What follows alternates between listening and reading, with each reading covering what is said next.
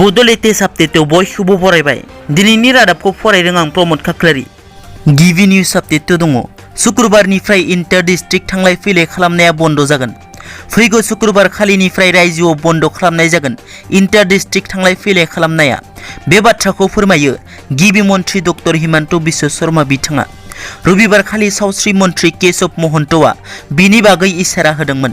बिनि उनावनो मैया गिबि मन्थ्रि डक्टर हिमन्त बिश्व शर्माया फोसावोदि फैगौ शुक्रबार खालिनिफ्राय मोनसे जिल्लानिफ्राय गुबुन मोनसे जिल्लायाव थांलाय फैलाय खालामनो हानाय नङा। मख'नो गोनांदि रायजोआव बांबोनाय कभिड गोसारनायखौ होबथानो थाखाय सरकारा बे थांखिखौ लादों। नैथियाव दङ बारहुंखा तख्तायाव महाराष्ट्रआव 6 सुबुंनि जिउ खहा। बारहुंखा तख्ताया कर्नाटक, गवा, गुजरात आरो महाराष्ट्रआव सिलिंखार महर लानाय नुनो मोननाय जादों, जेराव कर्नाटकआव 8 सुबुङा जिउ खोमानो गोनां जादोंमोन। गुबुन फारसे महाराष्ट्रआव दासिम 6 सुबुङा जिउ खोमादों होनना खौरां मोननाय जादों।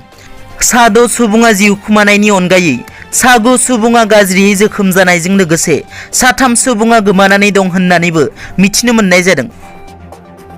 थामथियाव दङ दिनै बर' बिजों सान। दिनै 18 मे बर' बिजों सान।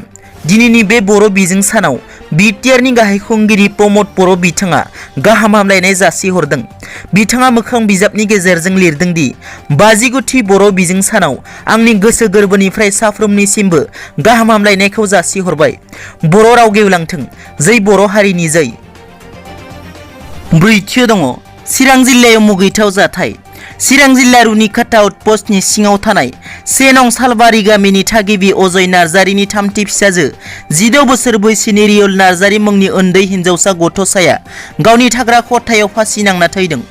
फारसेथिङै उन्दै गथ' हिनजावसाया थैनायनि सिगां मोनसे एसएमएसनि गेजेरजों गावनि गोसो थोनाय सेंग्रानो फोरमायलांदों। हिनजावसाया गावनि गोसो थोनाय सेंग्राखौ फोरमायनानै लिरो, नों आंजों रायलायनाया दिनैनो जोबथा सिलाराय।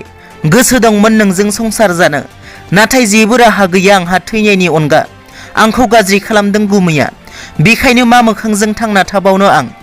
नोंनि दुखुथिया आंखौ जेरैबायदि खालामदों नोंसोरनि फिसाफोराबो आं बायदि जानानै थैनांगोन, अब्लासो बुजिगोन नों प्रबिन। बे मेसेजखौ बयनोबो हर। बाय थादो। बे उन्दै गथ'साया सासे फोरोंगिरि प्रबिन नार्जारि मुंनि गंसे नखराव सोलोंथाइ लानो थाखाय थाफैदोंमोन। नाथाय उन्दै गथ'साया गावनि थैनायनि सिगां मोनसे एसएमएसआव फोरमायलांनाय बादिब्ला प्रबिन नार्जारियानो गावनि देहायाव गाज्रि खालामदों होनना रोखायै मख'नाय दं। गुबै दायनिगिरिया सोर दाबो रोखा बुंनो हाथ'नाय जायाखै। चिरां पुलिसआ बे जाथायनि सायाव गुवारै नायबिजिरनो आखायाव लाबाय होनना खौरां मोननाय जादों। बाथियाव दङ तामुलपुराव कर'नायाव गाग्लोबजाना सासे आइजोनि जिउ खहा। मैया समबारखालि तामुलपुराव कर'नायाव गाग्लोबजाना सासे बैसोगोरा आइजोआ जिउ खोमायो।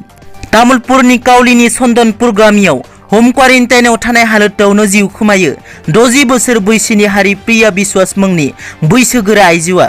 जिउ खोमानायनि 15 घन्टा उनावबो न'आवनो गोग्लैना थायो आइजोनि गोथै सह'आ। गोथै सह'खौ लानानै ओनसोलनाङै साननाय सोमजियो। कभिडखौ गिनानै रावबो रायजोआ गोथै सह'खौ मांखरसालिसिम लांनो थियारि जायासै। प्रशासननि खावलायनायनि उनाव साफा सानै सुबुङा ओंखारबोयो। दथियाव दङ मैया समबारखालि क'क्राझार जिल्लानि एसपि महरै आर प्रतीक थुबे बिथाङा बिबान लायो। दिनैनि रादाबा एसेनोसै। नोंथांमोना जुदि आंनि चेनेलखौ दासिमबो साबस्क्राइब खालामाखै, अन्नानै साबस्क्राइब खालाम। गोजोन्थों।